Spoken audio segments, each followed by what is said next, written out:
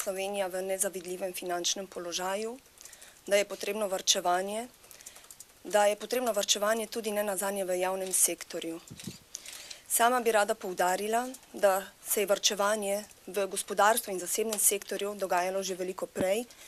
Sama prihajam iz gospodarstva in lahko vam z gotovostjo trdim, da smo že leta 2008 imeli znižanje plač 10%. Delavci se dejansko temu nismo uprli, ker smo bili hvaležni, da smo takrat plače obdržali. Mislim, da je tako potrebno zavedanje tudi v samem javnem sektorju.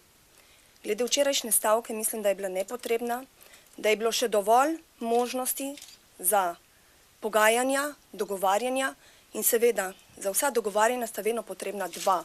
Nihče se sam ne krega in nihče se sam ne dogovarja, tako da tukaj pričakujem, da bo v prihodnje več posluha tudi strani sindikalnih predstavnikov, da bojo le končno stopili, ker le mi delamo za skupno blaginjo, za blaginjo te naše države.